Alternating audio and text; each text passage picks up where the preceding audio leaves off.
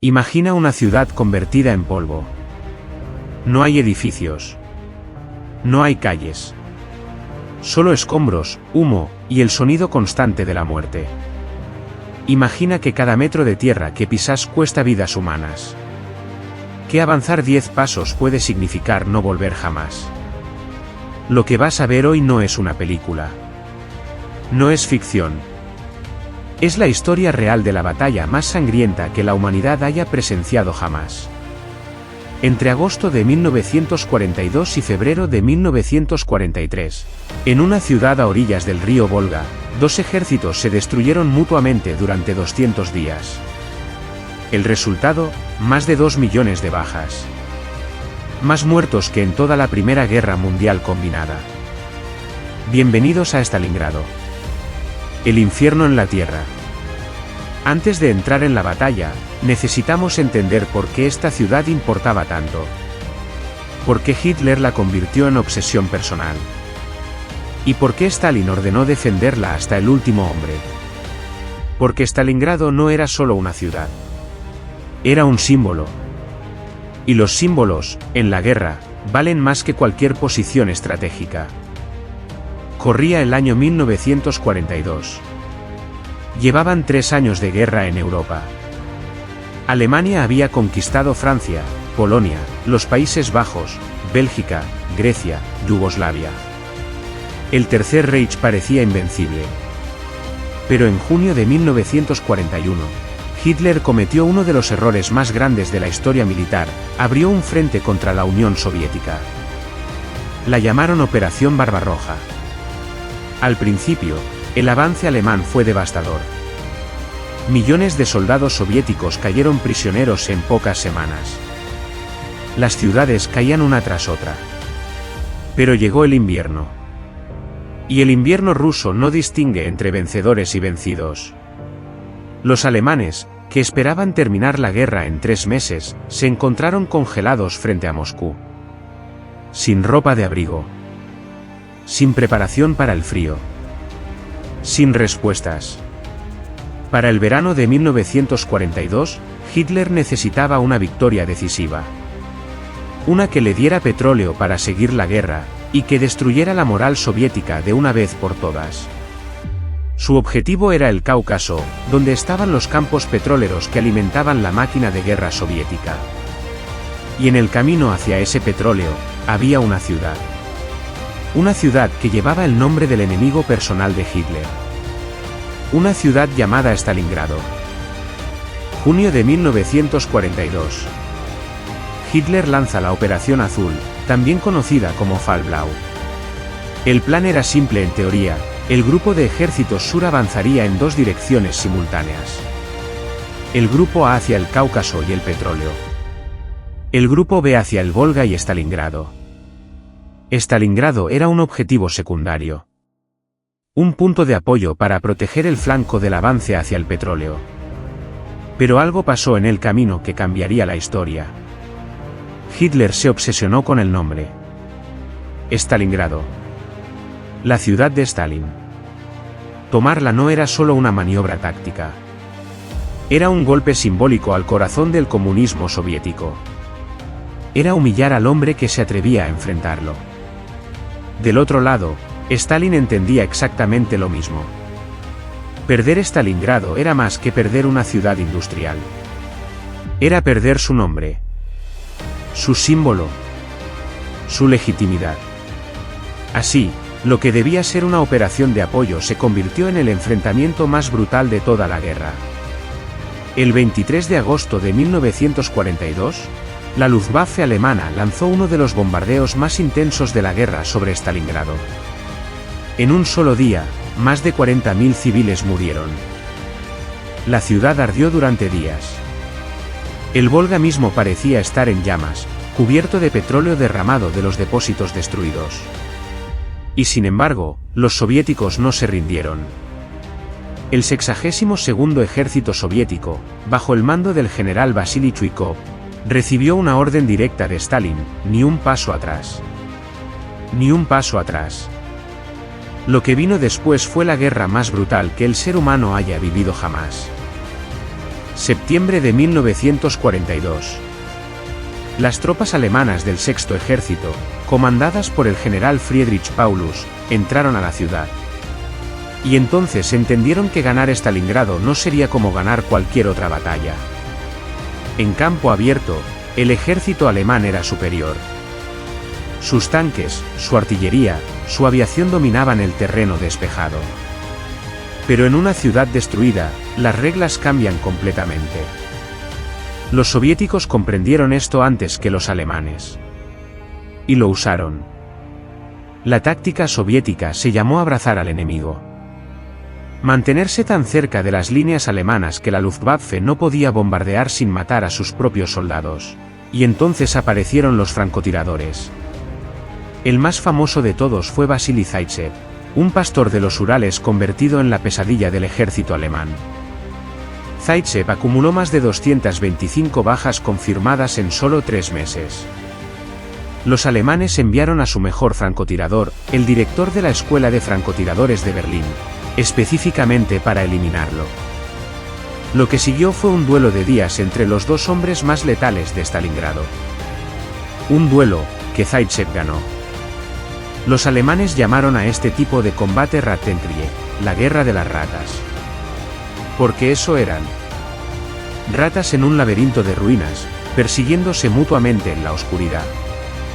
El promedio de vida de un soldado soviético recién llegado a Stalingrado era de 24 horas. 24 horas. Y en el centro de la ciudad, un sargento llamado Yakov Pavlov tomó con un pequeño grupo un edificio de apartamentos de 4 pisos. Lo convirtieron en una fortaleza. Minaron el perímetro. Establecieron líneas de fuego en cada piso. Durante 58 días, ese puñado de hombres defendió ese edificio contra ataques continuos del ejército alemán. El edificio nunca cayó. Según el general Chuikov, en la casa Pavlov murieron más soldados alemanes que en la conquista de París. Octubre de 1942. La batalla llevaba 2 meses. Y ninguno de los dos bandos había ganado. Los alemanes controlaban el 90% de la ciudad. Solo una franja costera sobre el Volga seguía en manos soviéticas. Pero ese último 10% era imposible de tomar. El combate más brutal se desarrolló alrededor de las grandes fábricas. La fábrica de tractores, la fábrica Barricadi, la planta metalúrgica Octubre Rojo. Estas fábricas eran enormes. Ocupaban manzanas enteras. Tenían talleres del tamaño de hangares, grúas monumentales, laberintos de maquinaria destruida. Los combates allí adentro eran medievales. A metros de distancia. Cuchillo contra cuchillo. Pala contra cabeza. A veces sin siquiera ver a quién estabas matando. Un soldado alemán escribió en su diario: Stalingrado no es una ciudad. Es un infierno. Los rusos no pelean como soldados. Pelean como animales atrapados en una jaula. Del otro lado, un soldado soviético relató que pasó 3 semanas sin dormir más de 2 horas seguidas. Que aprendió a comer nieve para calmar la sed. Que olvidó cómo era no escuchar explosiones. Y en todo esto, había civiles. Cuando comenzó la batalla, muchos no pudieron escapar. Se escondieron en sótanos, en alcantarillas, en los rincones más insospechados de la ciudad destruida. Algunos salían de noche a buscar comida entre los escombros. Otros nunca volvieron a ver la luz del día durante meses. Mientras tanto, el general Paulus enfrentaba un problema que no podía admitirle a Hitler. Su ejército se estaba agotando. Paulus pidió refuerzos. Pidió permiso para retirarse y reorganizarse. Hitler respondió con una sola orden: seguir atacando. La ciudad será tomada, dijo Hitler en público. Mi nombre lo exige. Esas palabras sellarían el destino de 300.000 hombres. Porque mientras Paulus luchaba sin descanso en el interior de la ciudad, en el exterior algo se estaba preparando. Algo que cambiaría todo. 19 de noviembre de 1942. Las 7:30 de la mañana. El mayor bombardeo de artillería en la historia de la guerra hasta ese momento retumbó en las estepas al norte de Stalingrado. 3.500 cañones soviéticos abrieron fuego simultáneamente. Había comenzado la Operación Urano. La idea era de una brillantez brutal. Mientras Paulus miraba hacia adentro de la ciudad, los soviéticos habían preparado un doble envolvimiento. 2 columnas acorazadas atacarían simultáneamente los flancos del sexto ejército alemán. Un ataque por el norte y uno por el sur. Los flancos alemanes estaban defendidos por ejércitos rumanos, italianos y húngaros. Aliados de Hitler que no tenían ni el equipamiento ni la motivación de los alemanes. Cuando las columnas de tanques soviéticos arremetieron contra ellos, el colapso fue instantáneo. En 72 horas, las 2 columnas soviéticas avanzaron cientos de kilómetros. El 23 de noviembre de 1942, las 2 columnas se encontraron en Kalach, sobre el río Don. El cerco estaba completo. 300.000 soldados alemanes quedaron atrapados. Paulus envió un mensaje urgente a Hitler, necesitaba permiso para intentar romper el cerco. Si actuaban de inmediato, tenían chances. Hitler respondió, mantenerse en posición. Hermann Göring prometió que sus aviones podrían abastecer a los 300.000 hombres por vía aérea. Necesitaban 700 toneladas diarias de suministros. Los aviones alemanes llegaron a entregar, en su mejor día, 100 toneladas. Un séptimo de lo necesario. Los soldados alemanes comenzaron a morir de frío, de hambre, de enfermedades. El termómetro bajó a 40 grados bajo cero. Los alemanes quemaban los cuerpos de sus caídos para no congelarse. Sacrificaban a los caballos para comer. Morían de a cientos por día, sin disparar un tiro.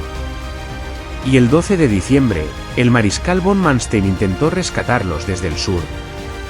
Sus tanques llegaron a estar a apenas 50 kilómetros del Bolsón.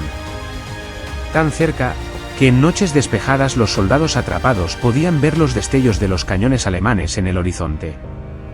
Pero no llegaron. La última esperanza del sexto ejército se apagó en la estepa nevada.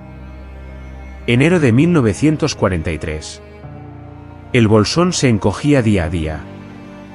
Los soviéticos lanzaron el ataque final con 250.000 hombres y 300 tanques. Los alemanes no tenían nada con qué responder. Las divisiones que una vez contaron 15.000 hombres ahora tenían 300, 200, en algunos casos menos de 100 combatientes. El 30 de enero de 1943, Hitler ascendió a Friedrich Paulus al rango de mariscal de campo. Era un mensaje cifrado, ningún mariscal de campo alemán había sido capturado jamás. Se esperaba que se suicidara. Paulus no se suicidó. Al día siguiente, el 31 de enero de 1943, el mariscal de campo Friedrich Paulus se rindió a los soviéticos. Lo encontraron en el sótano de los grandes almacenes Univermag. Envuelto en mantas. Enfermo. Derrotado. Fue el primer mariscal de campo alemán en ser capturado con vida en toda la historia. El 2 de febrero de 1943, el último reducto alemán en el norte de la ciudad se rindió. La batalla había terminado. De los 300.000 soldados alemanes atrapados en el Bolsón, aproximadamente 91.000 fueron capturados. El resto había muerto. De esos 91.000 prisioneros, solo 6.000 volverían a ver Alemania. El último de ellos regresó en 1955. 12 años después del fin de la batalla. Del lado soviético, las pérdidas eran igualmente catastróficas. Más de 478.000 muertos en combate. Más de 1 millón de heridos. Y decenas de miles de civiles. En Alemania, el 3 de febrero, la radio anunció la derrota. Se decretaron 4 días de duelo nacional. Por primera vez en la guerra, los alemanes escucharon a su gobierno admitir una derrota. En los frentes, los soldados alemanes lo sabían. Algo había cambiado para siempre. La marea se había dado vuelta. ¿Qué significó Stalingrado para la historia del mundo? Significa que el destino de una civilización puede depender de la resistencia de una ciudad. De la voluntad de hombres y mujeres que decidieron no retroceder. Después de Stalingrado, el ejército alemán nunca volvió a tomar la iniciativa estratégica en el frente oriental. La guerra había empezado su largo viaje hacia el fin. 2 años después, las tropas soviéticas que sobrevivieron a Stalingrado marchaban sobre Berlín. Hoy, en lo que fue Stalingrado y hoy se llama Volgogrado, se alza uno de los monumentos más imponentes del mundo. La Madre Patria llama. 85 metros de altura. Una figura de mujer con la espada en alto, llamando a sus hijos a defender la patria. Debajo de ella, en la colina Mamayo, están enterrados más de 34.000 soldados. Una colina que cambió de manos 4 veces durante la batalla. Que fue bombardeada tanto que el suelo dejó de congelarse en invierno. En el interior del Panteón de la Memoria, hay una llama eterna. Y en las paredes, grabados en piedra, los nombres de los caídos. Miles de nombres. Decenas de miles. Que no terminan. ¿Por qué esta historia importa hoy, 80 años después? Porque nos recuerda que la historia no es inevitable. Que las guerras no las ganan los generales ni los países. Las ganan y las pierden personas. Personas con miedo, con frío, con hambre. Nos recuerda el costo real de las decisiones de los poderosos. Hitler dijo, mi nombre lo exige. Y 300.000 alemanes murieron por su ego. Y nos recuerda algo más, que la vida sigue. Que Stalingrado, la ciudad que fue borrada del mapa, fue reconstruida. Que hoy el Volga sigue corriendo. Que hay niños jugando donde hace 80 años había hombres matándose. Eso fue Stalingrado. 200 días. 2 millones de bajas. Una ciudad destruida. Y el punto en que la Segunda Guerra Mundial empezó a terminar. Si llegaste hasta acá, gracias. Estas historias merecen ser contadas. Merecen ser recordadas. Déjame en los comentarios qué parte de la batalla te impactó más. Si querés más historias como esta, suscríbete y activa la campana. Cada semana, una historia que el mundo necesita conocer. Nos vemos en el próximo vídeo.